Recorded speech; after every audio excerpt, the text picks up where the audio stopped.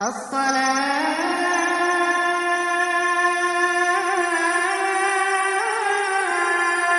خير من النوم۔ T H Islamic history دیکھنے والے سبھی ناظرین کو پرخلوص بھرا سلام۔ ایک مرتبہ حضرت خضر علیہ السلام دریا کے کنارے بیٹھے تھے، اتنے میں کسی ساحل نے آ کے ان سے سوال کیا کہ میں آپ سے اللہ کے واسطے سوال کرتا ہوں، مجھے عنایت فرمائیے۔ یہ سن کر حضرت خضر علیہ السلام پر بے ہوشی طاری ہو گئی۔ جب کچھ ہوش ہوا تو فرمانے لگے، بھائی میں تو صرف اپنی جان اور مال کا مالک ہوں، تم نے مجھ سے اللہ کے واسطے سوال کیا ہے، لہٰذا میں اپنی جان اور اپنی ذات تمہارے حوالے کرتا ہوں، تم جس طرح چاہو اس کو استعمال میں لاؤ، بازار میں چاہو فروخت کر کے اس کی قیمت سے فائدہ اٹھاؤ۔ چنانچہ سائل نے ان کو بازار لے گیا اور ایک شخص سائمہ بن ارقم کے ہاتھ ان کو فروخت کر دیا۔ یہ خریدار ان کو اپنے گھر لے گیا جس کی پشت پر اس کا ایک بہت بڑا باغ تھا۔ چنانچہ سائمہ نے حضرت خضر علیہ السلام کو ایک کدال دے کر کہا کہ اس سامنے والے پہاڑ جو 3 مربع میل رقبہ میں پھیلا ہوا تھا، مٹی کاٹ کاٹ کر باغ میں ڈالتے رہیں، اور یہ حکم دے کر سائمہ اپنی کسی ضرورت سے کہیں چلا گیا اور حضرت خضر علیہ السلام اس پہاڑ سے مٹی کاٹ کاٹ کر باغ میں ڈالنے لگے۔ جب سائمہ واپس آیا تو اس نے گھر والوں سے دریافت کیا، تم نے غلام کو کھانا بھی کھلایا یا نہیں؟ گھر والوں نے جواب دیا کہ ہمیں معلوم نہیں غلام کہاں ہے۔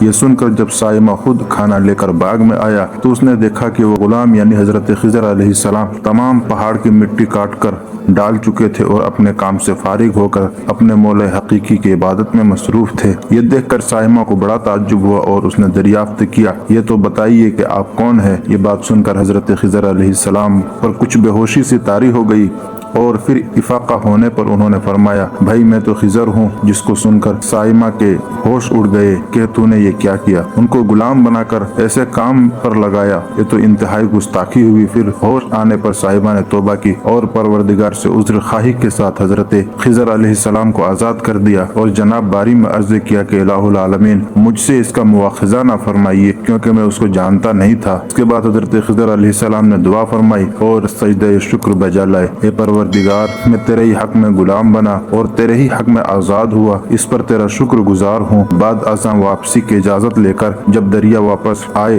تو دیکھا ایک شخص کھڑا دعا مانگ رہا ہے کہ اے میرے رب، خضر علیہ السلام کو غلامی سے رہائی عطا فرما دیجیے اور ان کی توبہ قبول فرما لے۔ حضرت خضر علیہ السلام نے یہ دیکھ کر اس شخص سے دریافت کی، آخر تو کون ہے؟ تو اس شخص نے بتایا کہ میں تو شازون ہوں، آپ کون ہیں؟ انہوں نے فرمایا کہ میں خضر ہوں۔ اس کے بعد شازون نے کہا، اے خضر، تم نے اپنے لیے رہنے کا مکان بنا کر دنیا طلب کی ہے، کیونکہ حضرت خضر علیہ السلام کا دریا کے کنارے پر ایک عبادت خانہ تھا۔ بس یہ سن کر وہ فوراً میدان میں نکل آئے اور وہیں اللہ کی عبادت میں مصروف ہو گئے۔ اس کے بعد حضرت خضر علیہ السلام نے اسی جگہ ایک درخت لگایا اور اس کے سائے میں عبادت شروع کی تو آواز آئی، اے خضر، جب تم نے درخت کے سائے میں سجدہ کیا تو تم نے دنیا کو آخرت پر ترجیح دی۔ مجھے اپنی عزت اور جلال کی قسم ہے، مجھے دنیا کی محبت میں رضامندی نہیں ہے۔ اس کے بعد حضرت خضر علیہ السلام نے شازون فرشتے سے کہا کہ اے شازون، دعا کرو کہ اللہ تعالیٰ میری توبہ قبول فرمائے۔ چنانچہ شازون نے دعا کی اور اللہ تعالیٰ نے شازون کی برکت سے حضرت خضر علیہ السلام کی توبہ قبول فرمائی۔